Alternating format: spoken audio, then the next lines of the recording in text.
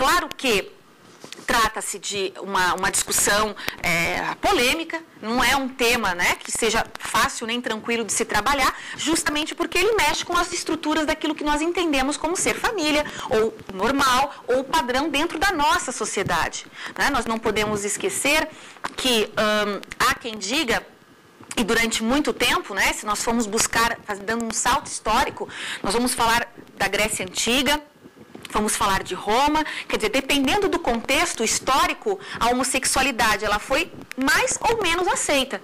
Então, dentro desse contexto, nós podemos falar também do viés de quem trabalha na perspectiva de que a homossexualidade é pecado, isso dentro da igreja. Trabalhamos durante um período com a homossexualidade como uma doença, né? Mas que na década de 80 deixa de fazer parte a homossexualidade do catálogo internacional de doenças para, né, deixar de ser doença e deixar de ser tratada. Quer dizer, num determinado momento histórico, o Estado entregou à medicina poderes enormes para tratamento de homossexualidade, ou do homossexualismo, como naquela época era chamado, porque o sufixo ismo significa, né, tem a ver com doença. Desde então, dessa modificação, passamos a trabalhar com o sufixo dade, que significa modo de ser. Então, desde esse momento, né, deixa-se então de querer se tratar a homossexualidade, partindo do pressuposto de que não é doença. Ora, querer talvez explicar saber do porquê uma pessoa tem uma orientação sexual diversa daquilo que se tem numa sociedade como correta, talvez querer saber o porquê, né, que certas pessoas também optam por a heterossexualidade. O fato é que, juridicamente, não se pode deixar de conceder direitos a pessoas em função da diversidade de orientação sexual. Essa é a questão. Então, nesse sentido, a corrente que defende que as uniões entre pessoas do mesmo sexo devem ser tratadas no âmbito do direito de família, nós vamos aplicar as regras, então, de união estável, porque se reconhece como mais uma entidade familiar. Bom, visto isto, como é que nós vamos, ou encontramos o tema nos tribunais? Certo? Ora, o tema nos tribunais já vem sendo discutido desde o fim da década de 90. O Tribunal do Rio Grande do Sul foi um dos pioneiros a reconhecer essas uniões no campo do direito de família. Obviamente que não de forma unânime, mas em 99, 2000, 98, 99, nós temos aí notícia das primeiras decisões em que se aplicou regras de união estável à união entre pessoas do mesmo sexo. A partir daí, então, e por todo um trabalho de vanguarda feita por vários juristas, principalmente pelo Instituto Brasileiro de Direito de Família, o tema vem sendo trazido à baila, vem sendo discutido e acaba fazendo com que os tribunais comecem também a modificar os seus entendimentos. O fato é que, ainda, majoritariamente, os nossos tribunais entendem que essas uniões não devem ser trabalhadas em âmbito de direito de família, e sim com base na doutrina de uma sociedade de fato, ou seja, invaracível.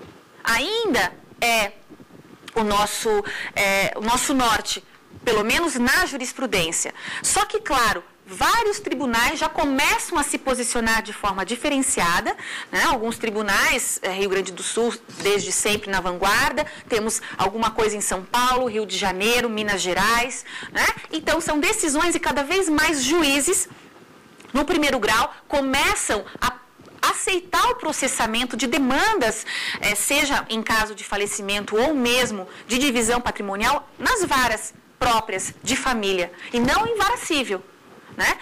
Havendo certas discussões a respeito de competência, gradativamente os tribunais vêm reconhecendo a competência da vara de família.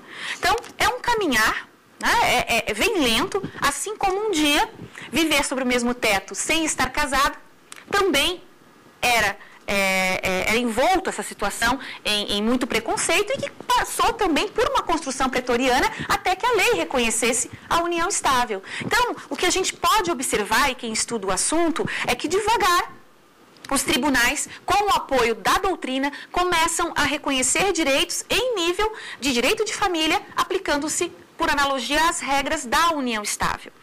Bom, o que acontece? O nosso STJ, ele ainda vem reconhecendo como sociedade de fato essas uniões, embora gradativamente, né, se comece a aceitar essas discussões e nós comecemos a ter decisões pioneiras, né, e que começam a discutir melhor esse tema quando se fala de adoção.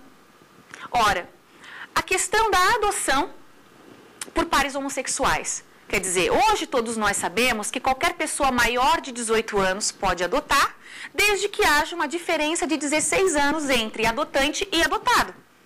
Ora, se qualquer pessoa maior de 18 anos pode adotar, ela adota sozinha, certo?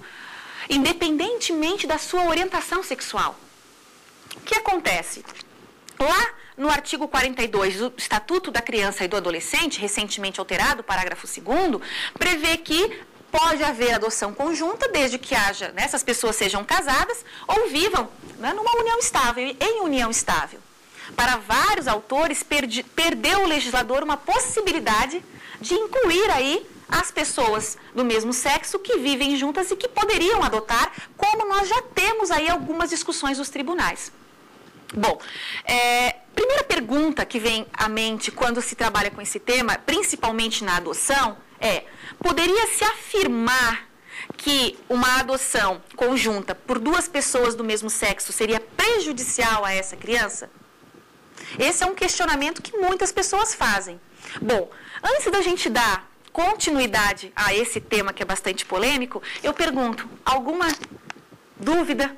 Professora, como os tribunais vêm decidindo a questão da adoção conjunta entre pessoas do mesmo sexo? Então, justamente esse foco vem gradativamente pela construção pretoriana a partir da discussão da doutrina da doutrina da proteção integral à criança e ao adolescente, bem como o melhor interesse dessa criança e do adolescente. Então, o que nós temos, Kézia? Hoje, os tribunais, gradativamente, Rio de Janeiro, inicialmente já lá na figura do juiz, hoje desembargador Ciro Darlan, no Rio Grande do Sul, Minas Gerais, começam gradativamente a conceder essas adoções. A partir do quê? Né? Primeira pergunta a gente pode afirmar que vai haver um prejuízo a essa criança que está sendo adotada? Bom, os estudiosos dizem que, num primeiro momento, nós não temos um campo ainda fértil de estudo para afirmar positivo ou negativamente. O que nós temos hoje, sem dúvida nenhuma, são crianças, né, que precisam de um lar e adultos dispostos a realizar essa adoção e que, sejam sozinhos, seja de forma conjunta, porque num determinado momento essas pessoas vão se relacionar com outra, seja hétero ou homossexual, e que querem adotar de forma conjunta. Bom, o que acontece? Se nós não temos hoje esse campo de estudo fértil para dizer, né, e afirmar categoricamente, a questão é que os autores, de forma geral, anunciam que apenas no caso de não representar o melhor interesse da criança e do adolescente, essa adoção deve ser negada. Por quê? Porque, na verdade, tanto para um casal heterossexual, esse também é o critério. Quer dizer, dentro do estudo social que é feito, de todo o contexto que envolve uma adoção, a seriedade que envolve o processo de adoção, será o mesmo para as pessoas que querem adotar de forma conjunta. Historicamente, e bem recentemente, década de 90, as pessoas que queriam adotar e que eram homossexuais escondiam a sua orientação sexual verdadeira e adotavam sozinhas. Só que na prática, elas estavam com alguém e que acabava criando junto essa criança. Com o passar do tempo e essas discussões vindo à tona, passaram essas pessoas a não esconder a sua orientação sexual ou até mesmo pleitear essa adoção de forma conjunta. Foi aí, então, que essas discussões tomaram mais vulto, né? E desde 2004, 2005, nós ouvimos falar também na mídia sobre casos de crianças que têm sido adotadas e que, efetivamente, são depois questionadas e são feitas entrevistas, né? Depois que essa adoção tenha sido concedida, para verificar como elas se encontram, né? Então, num primeiro momento, o critério para, a nosso sentir, ao nosso sentir, para ser positiva ou negativa esse pedido de adoção, é justamente o contexto do estudo social e o melhor interesse dessa criança e desse adolescente, né? Agora, pesquisas que serão feitas posteriormente a respeito dessas adoções, enfim, aquilo que se fizer necessário, é que nos darão um norte mais adiante. Hoje, talvez qualquer afirmação, positiva ou negativamente, seria algo que antecede a essas discussões do plano fático. Bom, o que nós temos então nos tribunais? Eu disse a vocês que de 2004 até 2005, 2004 em diante, desculpem, nós temos efetivamente os tribunais se manifestando. Nós tivemos recentemente, o ano passado, em abril do ano passado, nós tivemos a confirmação pelo nosso STJ de uma decisão que havia sido proferida no Rio Grande do Sul, e houve recurso por parte do Ministério Público, de uma adoção que foi concedida conjuntamente a duas mulheres de duas crianças. Então, o Tribunal do Rio Grande do Sul confirmou a decisão que o juiz havia concedido, né, havia decidido, confirmou. Com o recurso, o STJ, então, em abril do ano passado, confirmou essa adoção, entendendo que, com base em toda a principiologia constitucional, no estudo realizado para aquele caso concreto, nada desabonava a conduta, sejam das mães, certo? Naquele contexto necessário de adoção. Então, com essa adoção formalizada, muitos têm dúvidas. Ah, mas como fica uma certidão de nascimento de uma pessoa por duas pessoas do mesmo sexo? Bom, na verdade, o que nós temos hoje são as linhas paterna e materna. E com essa adoção, nós não teremos essas linhas. Ou seja, será filho de Patrícia Fontanella, fulana de tal. Sem a designação das linhas. Né? E que deve ser, né, uma tendência, já que nós temos cada vez mais casais, né, em união afetiva que querem adotar e que estão na fila aguardando. Então, e com essa decisão do ano passado, nós começamos a ter efetivamente aí, né, mais uma luz no fim do túnel para que essas discussões cheguem então ao Poder Judiciário e comecem, né, a realmente fazer a justiça no caso concreto. Bom, o que também se questiona, muitos questionam e que chegam aos escritórios de advocacia, são casais que desejam cuidar do seu patrimônio, quer dizer, o patrimônio que vem sendo amealhado ao longo dessa união. Bom, mas e se um deles vier a falecer, ou houver um rompimento, né, eles vêm procurando orientação de como proceder. Bom, como a jurisprudência, né, os tribunais, ainda as decisões são bastante incipientes, alguns estados têm uma maior aceitação, outros não. O que é que se recomenda? O ideal é que esse casal coloque na letra fria do papel o seu relacionamento. Coloquem lá, contrato de união afetiva, já para partir do pressuposto de que se trata de uma união entre duas pessoas do mesmo sexo. E, com base nos artigos 1723 do Código, tal qual se faria um contrato de convivência, né, entre pessoas de sexo diferentes, trabalhando naquela perspectiva. Ora, esse documento serve como mais um elemento se, porventura, houver necessidade de ir ao Poder Judiciário para alguma discussão. Não quer dizer que ele será levado em conta, porque se pode entender que efetivamente se trata sim de sociedade de fato e não de família. Mas é um elemento probatório importante. Bom, ainda recomendamos o quê? Recomendamos que a pessoa ou, né, as pessoas envolvidas realizem testamento. Ou seja, nós vamos falar de testamento já também, quando falarmos na nossa próxima aula sobre o tema de sucessões, mas adiantando, qualquer pessoa maior de 16 anos pode realizar testamento, inclusive sem ser assistida. É uma das poucas situações que nós temos no direito em que eu não preciso ser assistida, entre 16 e 18 anos. Então, qualquer pessoa, desde que tenha discernimento, pode testar.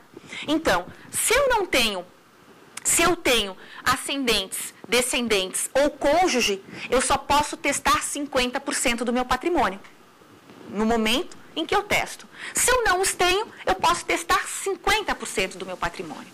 Então, nesse sentido, quando esse casal vem procurar orientação, além desse contrato escrito e, inclusive, colocando o patrimônio que for adquirido, colocando já o percentual de cada um na titularidade, quando for o caso, ou ainda, se falar em documento particular, se a titularidade não comportar, né, dupla titularidade, porque se amanhã ou depois tiver alguma discussão, você tem como provar que a aquisição foi conjunta, né? Mas, em âmbito sucessório, faça um testamento contemplando, então, a parte que é possível e um advogado orientará o que pode ser feito, em que termos e assim por diante, de forma a contemplar o companheiro, a companheira, se assim o desejar.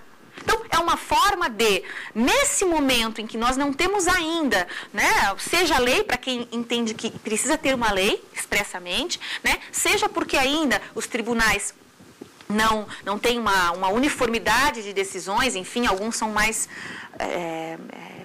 flexíveis, de vanguarda, outros mais conservadores, o importante é que realmente se possa estar cercado dessas questões no âmbito jurídico, para que não se tenha surpresas desagradáveis posteriormente, né? Só um dado curioso é que, inicialmente, quando não se falava em união entre pessoas do mesmo sexo, não se falava em união afetiva como hoje se fala, não foram poucos os casos em que duas pessoas que viviam juntas do mesmo sexo e que uma delas vinha a falecer, que a família, que muitas vezes não tinha contato nenhum mais com essa pessoa, justamente pela sua orientação sexual, quando ela morria, era a primeira a vir buscar o patrimônio e a pedir, então, né, a desconsiderar completamente eventual parceiro que existia, né, muitas vezes até pedindo retomada de imóvel que pertencia a quem faleceu, né, pedindo para que aquela pessoa saísse do imóvel, para que, então, os herdeiros pudessem aí dar continuidade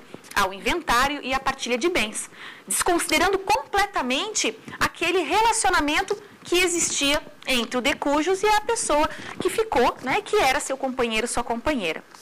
Bom, a partir daqui, então, a questão da união estável, ou da união afetiva e da aplicação dos direitos e deveres da união estável para essas situações, bem como a adoção, são temas que ainda merecem uma reflexão por parte da sociedade, né? Todos nós sabemos e conhecemos a teoria tridimensional do direito, professor Miguel Reale, né? E que ele nos diz lá, fato, valor e norma. A todo fato que a sociedade valora, edita-se uma norma. Fato, valor e norma. Ora, por que é que as uniões entre pessoas do mesmo sexo, por que há tanta resistência? Justamente, embora exista o fato social, não há a valoração suficiente para que se edite a norma. Até porque rompe com tudo aquilo que a gente tem trabalhado em âmbito do direito de família até então. Uma curiosidade também são alguns países que, para além da discussão de união estável, já permitem o casamento de papel passado e tudo, como diria a minha mãe, né, entre pessoas do mesmo sexo. Ou seja, Espanha desde 2006, África do Sul, recentemente a Argentina. Nós temos aí alguns países e dentro dos países nórdicos, nós também já temos essa discussão bem anterior, certo? Possibilitando o casamento entre pessoas do mesmo sexo. E que, no Brasil, não sei se a nossa geração chegará a ter essa questão, né, do casamento entre duas pessoas do mesmo sexo reconhecido. Mas, sem dúvida nenhuma, já estamos caminhando, né, os tribunais já caminham no sentido de um reconhecimento dessa situação como entidade familiar e que se possa efetivamente aplicar efeitos no âmbito do direito de família. Bom, na aula de hoje, então, pessoal, para que nós possamos recapitular, nós trabalhamos inicialmente os conceitos de casamento. Falamos que casamento se dá entre homem e mulher no direito brasileiro. Falamos sobre casamento inexistente e quais são os pressupostos para o casamento inexistente e a teoria efetiva da inexistência no nosso país. Falamos ainda a respeito de união estável. Falamos do conceito na atualidade. Falamos, inclusive, do regime de bens que é aplicado à união estável quando não se tem contrato escrito. Lembrando que a legislação prevê a possibilidade de contrato escrito pura e simplesmente. Não precisa ser por instrumento público. É possível que se faça por documento particular, diferentemente, por exemplo, de um pacto antinupcial. No casamento, quando nós vamos casar e fazemos o processo de habilitação, nós temos lá os regimes de bens postos à nossa disposição. Ora, se nós escolhermos a comunhão parcial de bens, nós vamos apenas reduzir a termo no processo de habilitação. Agora, se eu quero um outro regime que não esse, eu preciso fazer um pacto antinupcial, que é uma escritura pública, em que ali os noivos, né, os nubentes, assinam dizendo qual o regime e de que maneira eles querem resolver, né, querem organizar a questão patrimonial. Então, o pacto antinupcial, a lei exige que seja por instrumento público. Caso contrário, é nulo. E será ineficaz se não lhe seguir o casamento. Para a união estável, e aliás, no casamento, nós só podemos alterar o regime de bens em juízo. E isso é uma novidade do Código atual. Certo? Então, se eu fiz um pacto, posteriormente o casal quer mudar, é possível, via judicial, observados os requisitos. Na união estável, porque ela é informal, é possível que após a aula de hoje eu vivo junto com alguém e eu queira agora colocar no papel um outro regime que não a comunhão parcial, eu posso, a qualquer tempo. Posso fazer esse documento, inclusive colocando expressamente, se for o caso, o efeito ex tunc, ou seja, que retroaja a data que nós afirmamos que desde quando nós vivemos juntos. Eu posso depois revogar esse documento e alterar? Posso, sem problema nenhum. Diferentemente do casamento, que uma alteração dessa natureza tem que ser via judicial. Certo? Bom, continuando, nós ainda podemos falar aqui do que foi tratado. Ora, falamos de união estável, conceito histórico e das leis. Falamos também um pouco sobre orientação sexual, falamos um pouco, né, ao longo dos tempos, como ela vem sendo tratada. Lembrem-se que nós temos que ter muito claras a nossa concepção sobre homossexualidade, porque aí os discursos podem seguir num sentido ou em outro. Se eu parto do que é doença, eu tenho um discurso. É pecado, eu tenho outro discurso. E há aqueles que trabalham na perspectiva de que cada sociedade, num determinado momento histórico, tem uma maior ou menor aceitação, né? E há aqueles que trabalham também com um critério neutro de diferenciação. Ou seja, a partir das discussões de direitos humanos no mundo, o fato da minha orientação sexual, ela é neutra para fins de concessão de direitos. Quer dizer, o fato da igualdade é respeitar a diferença. E a diferença no mundo que nós vivemos. Bom, a partir disso, então, nós falamos da natureza jurídica da união homoafetiva, as discussões que existem atualmente sobre direito das obrigações ou no direito de família. Falamos um pouco a respeito ainda da posição dos tribunais e falamos ainda da adoção. Né? Quer dizer, até que ponto se pode entender que essa união possa ser boa ou não, essa adoção, desculpem, pode ser boa ou não para essas crianças. Bom, tendo em vista os tópicos apresentados na nossa aula e antes de nós finalizarmos, faço o questionamento aos nossos alunos. Alguma pergunta ainda nós temos sobre o tema? Professora, no caso de um casamento realizado por uma pessoa que fez mudança de sexo, né, no caso de um transexual, é válido ou não? Então, esse é um tema bastante pertinente, uma pergunta muito bacana. Por quê? Porque quando nós falamos de transexualidade, nós estamos falando de uma pessoa que ela tem um sexo biológico, mas ela tem a cabeça, né? Ela acredita insofismavelmente pertencer ao sexo oposto. Ela não se encontra, há um descompasso entre o físico e o psicológico. Nesse sentido, desde 95, nós temos resolução do Conselho Federal de Medicina que tem autorizado, e inicialmente foi só no Hospital das Clínicas, que pessoas que fossem diagnosticadas como transexuais, passando por uma triagem e um período com médicos especializados, psicólogos, enfim, que a pessoa sendo assim diagnosticada pudesse então ser preparada para a cirurgia de mudança de sexo. Ora, desde lá a gente tem essa possibilidade. Hoje, alguns outros estados, ou praticamente até o SUS hoje, paga esse tratamento, enfim, né? E essa cirurgia, uma vez realizada, o que acaba acontecendo? As pessoas, para terem, né, o compasso também com o seu nome, entram em juízo pedindo a alteração do nome e do sexo nos seus documentos. Né?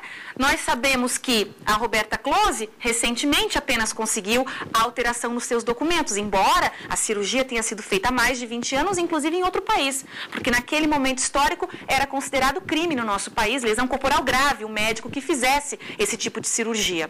Bom, a pergunta objetivamente, se houve cirurgia, se houve alteração do nome relativo à pessoa, e ela vem então, era homem, passou a ser mulher e que vem a casar com uma pessoa do sexo oposto, agora então, masculino, dos seus documentos, né, embora biologicamente ela ainda contenha, né, elementos do sexo anterior, vamos assim dizer, é válido.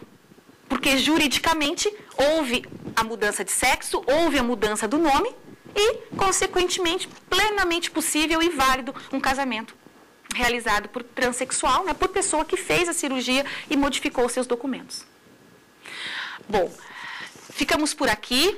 A nossa aula hoje abordou, então, união afetiva, aspectos teóricos e práticos, alguns questionamentos polêmicos a respeito do tema. E o nosso e-mail para contato é saberdireito@stf.jus.br. E quem quiser rever as aulas, é só acessar www.youtube.com/saberdireitoaula. E ficamos por aqui. Convido a todos para assistir a nossa próxima aula, que será relativamente a alguns aspectos polêmicos no direito das sucessões. Até lá!